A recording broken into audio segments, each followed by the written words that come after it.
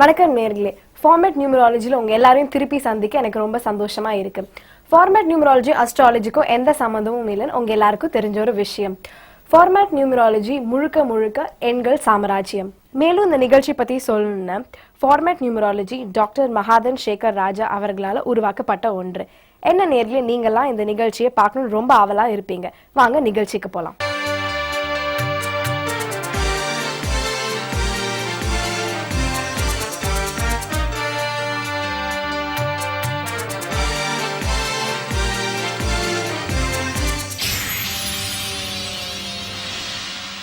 வணக்கம் doctor. Format numerology நிகழ்ச்சியில் மீண்டும் உங்களை சந்திப்பதில் மிக்க மகிழ்ச்சியா இருக்குது. நிறைய பேருக்கு வந்து பொதுவாக ஒரு கேள்வி மனசுல இருக்கு, இந்த மாதிரி ஃபார்மேட் நியூமராலஜி படி அவங்க பேரை வச்சா அவங்க வாழ்க்கை எப்படி இருக்கும்னு. ஸோ நீங்கள் அதை பற்றி கொஞ்சம் சொல்லுங்க. ஃபார்மேட் நியூமராலஜி படி அவர்கள் பேர் ஏற்கனவே இருந்தாலும் சரி, அமைச்சிக்கிட்டாலும் சரி, அவங்களுடைய வாழ்க்கை தரம் எப்படி இருக்குன்னாக்கா தன்னம்பிக்கை, அனைத்து காரியங்களும் வெற்றி பெற முடியும் அப்படிங்கிற செல்ஃப் கான்ஃபிடன்ஸ், தன்னம்பிக்கை இயற்கையாக உருவாக்கப்படும். செல்ஃப் கான்ஃபிடன்ஸ் அவங்களுக்குள்ள நல்லாவே இருக்கும். கண்டிப்பா வந்துடும். அது ஃபார்மேட் நியூமராலஜி படி அவங்க பேர் இருந்தா, ஒரு மனிதனுக்கு செல்ஃப் கான்ஃபிடன்ஸ் இருந்தால் தான் அவங்க எந்த காரியத்தை ஜெயிக்க முடியும். கண்டிப்பா அது கட்டாயம். இந்த பேர் இருந்ததுன்னா கட்டாயம் வந்துடும்.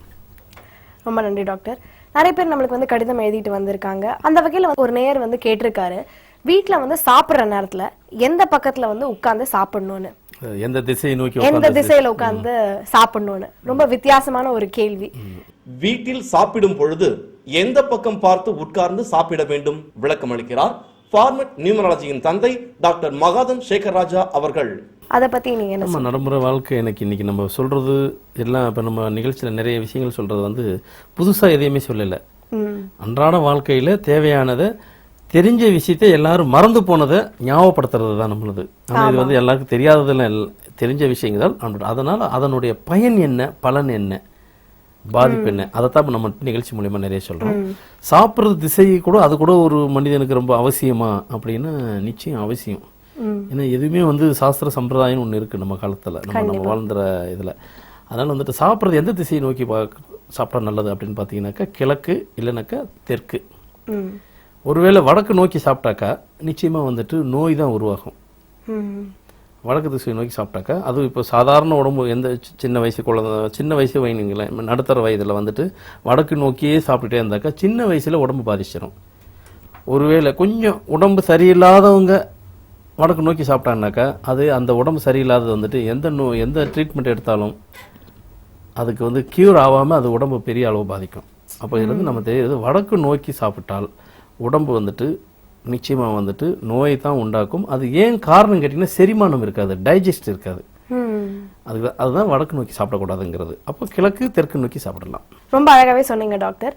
இன்னொரு நேர் வந்து எழுதியிருக்காரு, ஒருத்தரை நம்ப வச்சு ஏமாத்தி அவங்க வந்து வாழ்க்கையில ஜெயிக்கிறாங்க, அதுக்கும் எண்ணுக்கும் ஏதாவது சம்பந்தம் இருக்கா? அதை பத்தி கொஞ்சம் சொல்லுங்க. ஒருவரை நம்ப வைத்து ஏமாற்றி சிலர் வெற்றி பெறுகிறார்களே, அதற்கும் எண்ணிற்கும் சம்பந்தம் உண்டா? விளக்கம் அளிக்கிறார் ஃபார்மேட் நியூமராலஜியின் தந்தை டாக்டர் மகாதன் சேகர் ராஜா அவர்கள். இது வந்து ஒரு மனிதன் வந்துட்டு நிறைய பேர் இந்த விஷயத்துல பாதிச்சிருக்கிறாங்க. ரொம்ப க்ளோஸா இருப்பாங்க, 20 வருஷம் ஃப்ரெண்டு இருப்பாங்க, பார்த்தீங்கன்னா அவன் ஏமாத்திட்டு பண்ணி ஜெயிச்சிருப்பாங்க. அதெல்லாம் அதுக்கும் எண்ணுக்கு சம்பந்தம் இருக்கா அப்படின்னு பட்டாக்கா எண்ணுக்கு சம்பந்தம் இருக்கு அப்படின்னு சொல்றதை விட, எண்ணு சில பேருக்கு வந்துட்டு சிறப்பாக இருந்தா கூட பேர் அமைப்பு சரியா இல்லைன்னாக்கா அவங்க வந்துட்டு நல்ல எண்ணா இருந்தா கூட அவங்க தீயவர்களாக மாற்றப்படுகிறார்கள். ஏன்னா எண்ணு பேருக்கு பொருத்தம் இல்லாத இருக்க பட்சத்தில் அப்ப வந்துட்டு அது எண்ணு தான் காரணம் கூட சொல்லிட முடியாது. அதனால வந்துட்டு பேரும் வந்து அமைப்பு இல்லாத இருக்க பட்சத்தில் நிச்சயமாக அவர் நல்லவர்களாக இருக்கக்கூடிய எண்ணாக இருந்தாலும் அவர்களுடைய எண்ணங்கள் தீயவர்களாக ஆக்கக்கூடியது இருக்கிறதுக்கு வாய்ப்பு உள்ளன. இண்டிவிஜுவலா நின்று ஜெயிக்கிறது வெற்றி தான் பர்மனன்ட் வெற்றி. அதுதான் நிச்சயிக்க வெற்றி பற்றி தீர்க்கமான வெற்றி, பர்மனன்ட். அதாவது வந்துட்டு கடைசி வரைக்கும் தக்க வைக்கக்கூடிய ஒரு வெற்றி. அந்த வெற்றி நிலைக்கும், அந்த வெற்றி யாரும் தடுக்க முடியாது. ஸோ அதனால வந்துட்டு வெற்றிகள் இன்னும் இது மாதிரி நிறைய இருக்கு. இதுக்கு வரைக்கும் இந்த கேள்விக்கு இந்த பதில் போகுதுன்னு நினைக்கிறேன். ரொம்ப நன்றி டாக்டர். நிறைய பேர் இந்த தப்பு பண்றவங்களுக்கு எல்லாருக்கும் இந்த ஒரு செய்தி வந்து ரொம்ப இன்ஃபர்மேட்டிவா இருக்கும். கண்டிப்பாமா. உங்களிடம் திறமை இருந்தும் அதை வெளிக்கொண்டு வர முடியாமல் இருப்பதற்கு உங்களது பெயர் ஃபார்மேட் நியூமராலஜி படி இல்லை என்று நீங்கள் உணர வேண்டும். உங்களது பெயரை ஃபார்மேட் நியூமராலஜி படி மாற்றி அமைத்து வாழ்வில் உயர்ந்த நிலையை அடைய இன்றே அணுகுங்கள் ஃபார்மேட் நியூமராலஜியின் தந்தை டாக்டர் மகாதன் சேகர் ராஜா அவர்களை. அணுக வேண்டிய முகவரி எண் 5 மகேந்திரவர்மன் தெரு, ராஜீவ் காந்தி நகர், நெசப்பாக்கம், KK நகர், சென்னை 6,78,000. டாக்டர், நம்ம வந்து நிகழ்ச்சியின் இன்னொரு முக்கியமான பகுதிக்கு வந்திருக்கோம். அதான் மேட்சிங் பகுதி. இந்த பகுதியில் வந்து எந்த தேதியில் பிறந்தவங்க எந்த தேதியில் பிறந்தவங்களோட திருமணம் செய்தால் நல்லா இருக்கும், அவங்க வாழ்க்கை சிறப்பா இருக்கும்னு நம்ம பார்த்துட்டு வந்திருக்கோம். அந்த வகையில் இந்த வார்த்தை யாரை பத்தி சொல்ல போறீங்க? திருமண பொருத்தம் பார்ப்பதற்கான உதாரணம். ஆண் பிறந்த தேதி 23/5/1977. ஃபார்மேட்டின் படி 5567. பெண் பிறந்த தேதி 5/6/1983. ஃபார்மேட்டின் படி 5635. ஃபார்மேட் நியூமராலஜியின் படி இவர்களது திருமண பொருத்தம் சரியாக இருக்கிறதா? விளக்கம் அளிக்கிறார் ஃபார்மேட் நியூமராலஜியின் தந்தை டாக்டர் மகாதன் சேகர் ராஜா அவர்கள். இப்போ வந்து இன்னைக்கு பார்த்தீங்கன்னா ஒரு ஆண் மகனுடைய பிறந்த தேதி எடுத்துக்கிட்டீங்கன்னாக்கா 23/5/1977. அதாவது 23/5/1977 போட்டுக்கலாம், இல்லை அதை விட வந்துட்டு இப்படி போட்டுக்கிறோம், படம் 77 போட்டுக்கிறோம், ஒன்றும் தவறு கிடையாது. அப்போ தான் அந்த போடுற காம்பினேஷன் கரெக்டாக இருக்கும். 23/5/1977 அப்படி போட்டிங்கனாக்கா நம்ம ஃபார்மேட் படி 5567 வரும். திருப்பி ஒரு அந்த அவரை திருமணம் செய்யக்கூடிய ஒரு பெண்ணினுடைய அவருடைய திருமண தேதி அப்படின்னு எடுத்துக்கிட்டால், பிறந்த தேதி எடுத்துக்கிட்டீங்கன்னாக்கா அவரது வந்து பார்த்தீங்கன்னா 5/6/1983. நம்ம ஃபார்மேட் படி பார்த்தீங்கன்னா 563 திருப்பி 5. ஒரு ஆண் மகனது வந்து பார்த்தீங்கன்னாக்கா 23/5/1977னாக்கா 5567 அவருக்கு திருமணம் செய்து கொடுக்கக்கூடியது அவருடைய பிறந்த தேதி எடுத்துக்கிட்டு ஃபார்மேட் படி பார்த்தீங்கன்னாக்கா 5635. இவர்களுக்கு திருமண பொருத்தம் இருக்கிறதா அப்படின்னு என்று கேட்டால் நம்ம ஃபார்மேட்டில் வந்து சொல்லியிருப்போம். ஆனால் ஜாதகப்படி பொருத்தம் உண்டு. என்ன ஜாதகத்தில் வந்துட்டு ராசி தான் பண்ணக்கூடாது, ஒரே எண்கள் செய்யலாம், அவர் ஒன்றும் தப்பு இல்லைன்னு சொல்லுவாங்க. ஆனால் நம்ம ஃபார்மேட் நியூஸ்லாம் வந்துட்டு ஒரே எண்ணை திருமணம் செய்யக்கூடாதுன்னு சொல்லியிருக்கோம். என்ன 23/5 ஆண்மகன், பெண்ணுக்கு 5, அது 5 திருமணம் செய்யக்கூடாது சொல்லியிருக்கோம். சரி, அப்படி திருமணம் ஒருவேளை செஞ்சிட்டா என்ன செய்யறது அப்படின்னாக்கா கணவன் மனைவிக்குள்ள பிரச்சனை, கருத்து வேறுபாடு எதுவுமே இருக்காது. ஆமாம், நல்ல ஃபர்ஸ்ட் கிளாஸ் லைஃப். ஆனால் ஒரு குறையோட ஒரு லைஃப் இருக்கும். அது என்ன குறையான ஒரு லைஃப்னாக்கா குழந்தை பாக்கியம் கட்டாயம் இல்லாத ஒரு வாழ்க்கையா இருக்கும். அதுக்கு என்ன பண்ணலாம்? அதான் அதுக்கு தான் நம்ம ஃபார்மேட் நியூமராலஜி படி அவங்க பேர் ஒருவேளை அமைத்து கொண்டால், அவர்கள் விரும்பி அமைத்து கொண்டால் அந்த குழந்தை பாக்கியம் அப்படிங்கிறது இல்லாம குழந்தை பாக்கியத்தோட ஒரு வாழ்க்கை அவங்க வாழலாம் அப்படின்னு சொல்ல வரீங்க. இதுல என்ன தெரிஞ்சுக்கிறோம்னாக்கா நமக்கு நிறை குறைன்னு 2 கான்செப்ட். இதுல குறை வந்து இது குழந்தை பாக்கியம் இல்லைங்கிறது தான் குழந்தை பாக்கியம். அதை தவிர்த்து அவங்களுக்குள்ள வேற எதுவும் கருத்து வேறுபாடு அதெல்லாம் ஒண்ணு கிடையாது. நல்ல வாழ்க்கை இருக்கும். இருந்தாலும் குழந்தை பாக்கியம் இல்லைங்கிற போது அந்த குழந்தை செல்வம் இல்லைன்னும் போது அந்த இடத்துல நல்ல வாழ்க்கைங்கிற ஒரு கான்செப்ட் அடிபட்டுரும். கண்டிப்பா ஒரு பீஸ்லெஸ் லைஃப் தான் இருக்கும். ஸோ அதனால அதையும் தேவைக்கு நம்ம ஃபார்மேட் நியூமராலஜி பேர் அப்ளை பண்ணா 100% வித் குழந்தை பாக்கியோட இருக்கும். ரொம்ப நன்றி டாக்டர், ரொம்ப அழகாவே அதை சொன்னீங்க.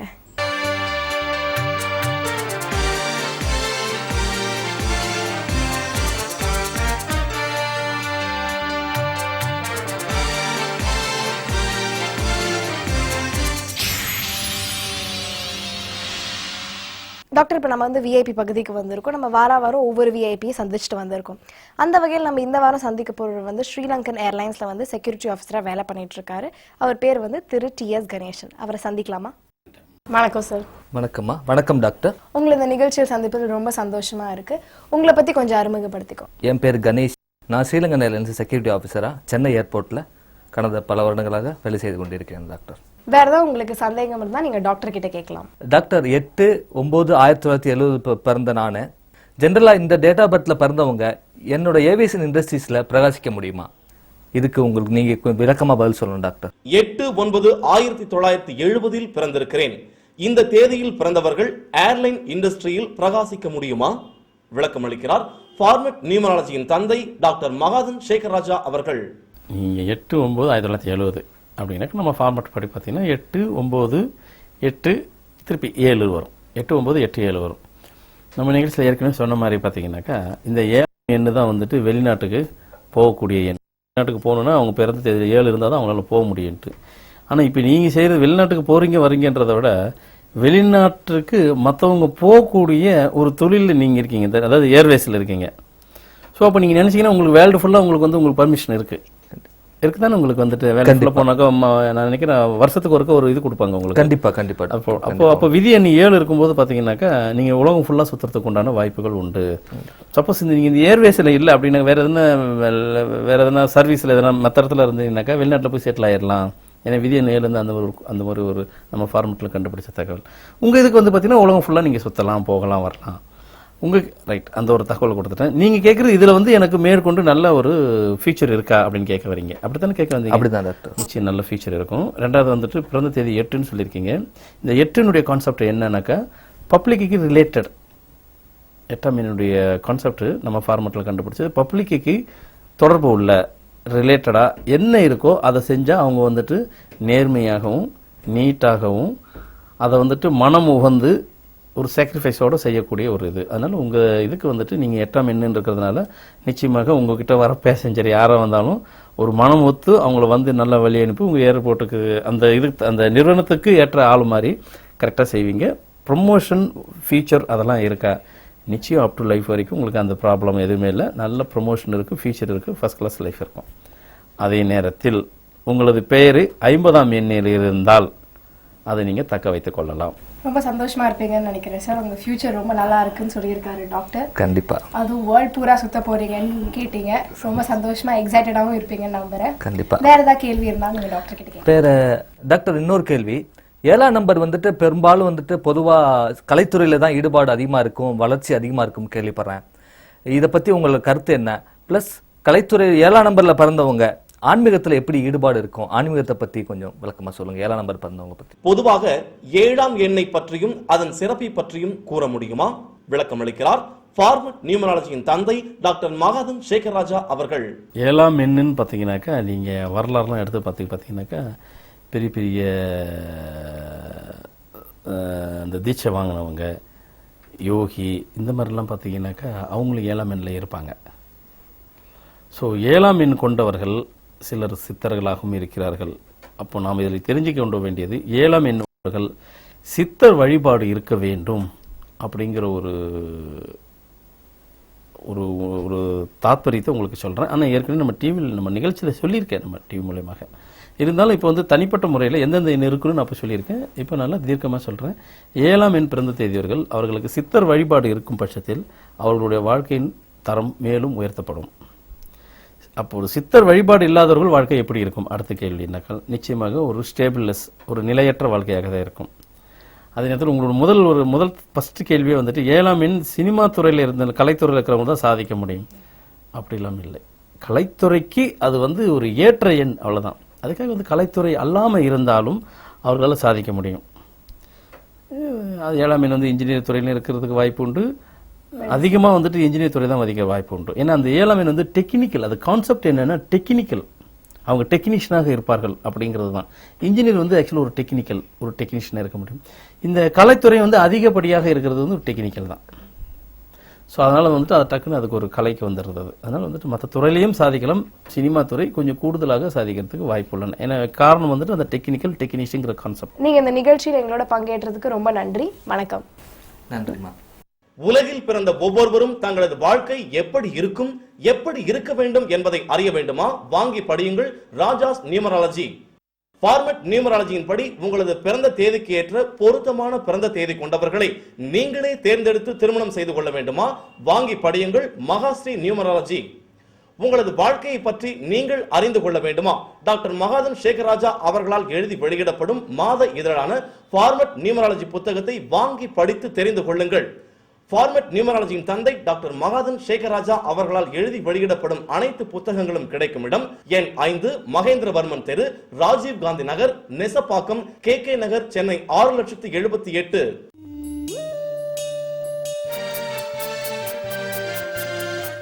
டாக்டர், நம்ம வந்து இப்போ ஒரு சுவாரஸ்யமான பகுதிக்கு வந்திருக்கோம். இந்த பகுதியில் வந்து பிறந்த குழந்தையோட பிறந்த தேதியை வச்சு அவங்களோட வாழ்க்கை தரம் பற்றி நீங்கள் சொல்லிட்டு வந்திருக்கீங்க. அந்த வகையில் நீங்கள் இந்த வாரம் எந்த குழந்தைய பற்றி சொல்ல போறீங்க?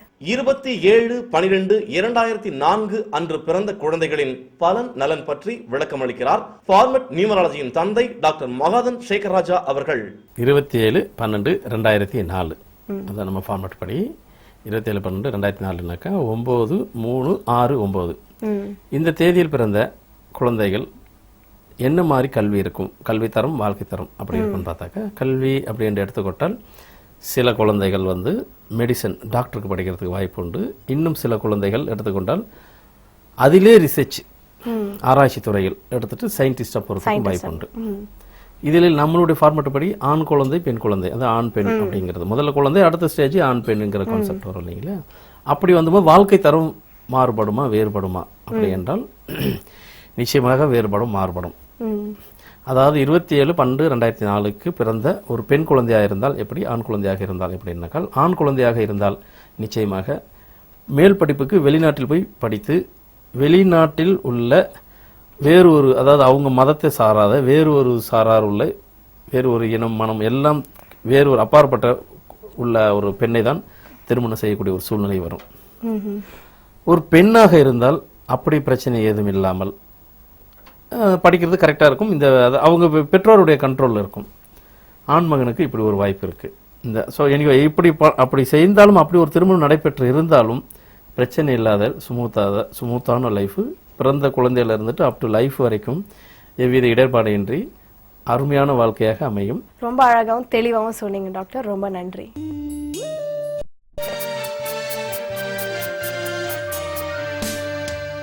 டாக்டர், நம்ம நிகழ்ச்சி நிறைவு பகுதிக்கு வந்துட்டோம்.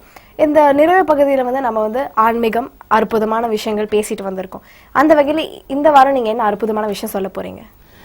இந்த வாரம் வந்து அற்புதத்தோட ஆன்மீகத்தை சொல்லுவோம். கண்டிப்பா சொல்லுங்க. அற்புதத்தை மாற்றி சொல்றோம்ல, அற்புதம் ஒரு முறை, ஆன்மீகம் இந்த முறை ஆன்மீகமாக இருக்கட்டும். ஆன்மீகம் என்னவென்றால் பழைய கால வரலாறு ஒன்று உண்டு. என்ன வரலாறு என்றால், திருப்பதி கோயிலுக்கு பார்த்தீங்கன்னாக்கா முதல் அவருடைய பேர் வந்துட்டு சீனிவாசன். இது ஒரு வரலாறு. அவர் முதல் பேர் அவருக்கு சீனிவாசனுக்கு போது அந்த மலையில் போயிட்டு அவர் இருப்பிடமாக இருக்கிறதுக்காக மலையை சுற்றி வராரு. 6 மலையை சுற்றிட்டாரு. பல வருடங்களாக சுற்றியும் அவருக்கு அந்த உட்காந்து எல்லாத்தையும் தரிசன மக்களுக்கு கொடுக்கணுங்கிற ஒரு வாய்ப்பை ஏற்படுத்துறாரு. அவராலே முடியல. 6 முறை மலையை சுற்றி இருக்கிறாரு. சுற்றியும் உட்கார இருப்பிடம் இல்லை. அப்போ அந்த நேரத்தில் அங்கே ஒரு கொங்கண சித்தரன் அந்த மலை ஓரமாக இருக்கும்போது உட்காந்துருந்து கூப்பிட்டு கேட்டார், என்னப்பா நீ சுற்றிக்கிட்டே இருக்கிற, உட்காரத்துக்கு இடத்த தேடுறியா? நான் அதுவும் பார்த்துட்டு இருக்கிறேன், அப்படிதானே கேட்டார். ஆமாங்கிறாரு. நீங்கள் உட்காரத்துக்கு இடம் கிடைக்காததுக்கு இடம் பிரச்சனை இல்லை, உன் பேர் சரியில்லை. நீ முதல்ல பேர் சீனிவாசங்கிற பேரை பாலாஜின்னு மாற்று, அடுத்து நீ உட்காரத்துக்கு இடம் கிடைக்குதா இல்லையான்னு பாருன்னு சொல்லியிருக்கிறாரு. இவர் உடனே அறிவிச்சிட்டாரு, ரைட்டு இனி வந்துட்டு என்னை எல்லாரும் வந்துட்டு சீனிவாசன் அழைக்காதீங்க, பாலாஜிங்கிற பேரை அழைங்கன்னு சொன்னார். சொன்ன அடுத்த செகண்ட் 7வது மலைக்கு கிடைக்கிறதுக்கு உண்டான ஒரு அமைப்பு ஏற்பட்டுச்சு. கரெக்டாக மலை மேலே 7வது மலையில் போய் உட்காந்தோன்னே மக்களுக்கு தரிசனம் கொடுக்க ஆரம்பித்தார். உடனே அங்கே உள்ளவங்ககிட்ட சொல்லிட்டாரு, எனக்கு இப்படி மலையில் உட்காரத்துக்கு இடத்துக்க கரெக்ட் நேரத்தில் அவர் சொன்ன கொங்கண சித்தருக்கும் என் பக்கத்திலே அவருக்கு இருப்பிடத்தை கொடுங்க அப்படின்னு சொன்னார். இன்றைக்கும் திருப்பதி மலை பக்கத்திலே கொங்கண சித்தர் இருக்குது. ரொம்ப பேருக்கு தெரியாது. எங்கே இருக்குன்னு நான் இப்போ சொல்கிறேன் பாருங்கள். திருப்பதி கோயிலுக்குள்ளே போயிட்டு அவர் கோயில் அவர் திருப்பதி அவர் முடிச்சு தேவஸ்தானத்தை அவரை முடிச்சுட்டு தேவஸ்தானத்தை முடிச்சுட்டு அவரை சுற்றி வெளியே வரும்போது இந்த பக்கம் உண்டியல் இருக்கும். உண்டியலுக்கு இப்படி ரைட் சைடில் ஒரு சின்ன இடம் மாதிரி இருக்கும். அதுக்குள்ளே போய் பார்த்தீங்கன்னாக்கா அங்கே கொங்கண சித்தர் இருப்பார். அதாவது பேரரில் இருப்பார். அந்த பக்கம் திருப்பதி அவர் வெங்கடேஷ் பெருமாள் இருப்பார். இந்த பக்கத்தில் இவர் கொங்கண சித்தர் இருப்பார். என் பக்கத்தில் அவருக்கும் இருக்கிறதுக்கு இடம் கொடுங்கன்னு சொல்லி கொடுத்தாரு. அவர் இன்னைக்கு இருக்கிறாரு. இப்போ போய் இனிமே இதுக்கு முன்னாடி எல்லாரும் உண்டியல் அவரை போய் தரிசனம் பார்த்துட்டு உண்டியல் பார்த்து வெளியே வந்திருப்பாங்க. யாருக்கும் பார்த்துருக்கு வாய்ப்பு குறைவு. இனிமே பார்க்க சொல்லுங்க, இருக்கும். இது இப்போ இல்லை, அந்த கோயில் உருவாகின காலத்துலேருந்து இருக்கு. இதில் நாம் என்ன விஷயத்த சொல்ல வந்தோம் அப்படின்னாக்கா, இது புராணம் இருக்கு. இது நான் ஒன்றும் புதுசாக கதை சொல்லலை, இது புராண வரலாறு தான். இந்த கதை வந்து ஒரு வரலாறு இருக்கு. அந்த திருப்பதி எப்படி இதாகும் போது அந்த வரலாறுல பார்த்தீங்கன்னா இருக்கும். இதில் நான் சொல்ல வந்த விஷயங்கள் என்னன்னாக்கா, அப்பேற்பட்ட கடவுளுக்கே பேரை மாற்றி தான் அவருக்கே வந்து அவருக்குள்ளான ஒரு சக்தியை வெளிப்பட வர முடியுது. வாழ்க்கை தரம் மாறும்போது ஆனானப்பட்ட சாதாரண மனுஷனாகிய நாமக்கு பேரை மாத்துறதுனால ஒரு தவறு இல்லை. பேரை மாற்றி தான் வாழ்க்கை மாறணும் அப்படின்னா அதை செய்தாலும் தவறு இல்லை அப்படிங்கிற ஒரு ஒரு அழுத்தமான ஒரு விஷயத்தை நம்ம தெரிஞ்சுக்கிறோம், எல்லாரும் தெரிஞ்சுக்கணுங்கிறதுக்காக இந்த விஷயத்தை சொல்ல வந்தேன். ரொம்ப நல்லாவே சொன்னீங்க. அது மட்டும் இல்லாமல் இந்த நிகழ்ச்சியில் வந்து நம்ம நிறைய செக்மெண்ட்ஸ் பார்த்துருக்கோம். கெஸ்ட் வந்தாங்க, அதுக்கப்புறமா வந்து மேட்ச் பார்த்தோம். எல்லாமே ரொம்ப நல்லா போச்சு டாக்டர். அடுத்த வாரம் மீண்டும் உங்களை சந்திக்கும் வரை